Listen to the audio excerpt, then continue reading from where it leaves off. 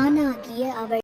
சிவந்த விழிகளும் அவளின் ஆழமான அமைதியும் சொல்லாமல் சொல்லிவிடும் அவள் சுமந்து நிற்கும் பாரத்தினை. பாரங்கள் யாவும் அணை உடைக்கும் வெள்ளமென திரண்டெழுந்த பின்னும் ஏனோ அவள் உடைந்திடாது உறுதியோடு நிற்கிறாள். யாதொன்றும் நிகழாதவாறே. எவ்வளவோ நிகழ்ந்தேறிய பின்னும் அவள் மீதான காதலை மட்டும் அவள் கைவிடவே இல்லை. அதனால்தான் என்னவோ அவள் இன்னும் அன்பாகவும் மென்மையோடும் இருக்கிறாள். அவள் தன் இயல்பு மாறாமல். இது ஒன்றே அவள் பேரன்பின் அடையாளம். அவள் வலிமை கண்டு அவளே வியப்புற்று நிற்கிறாள். சற்று பெருமிதமும் கொள்கிறாள்.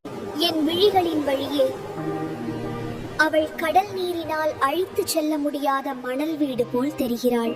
அனைத்திற்கு பிறகும் அவள் தன்னைத்தானே தாங்கிக் கொண்டும் தேற்றிக் கொண்டும் அவள் கனவுகளை நோக்கி பயணம் செய்கிறாள். இப்படிக்கு அவளாகிய நான்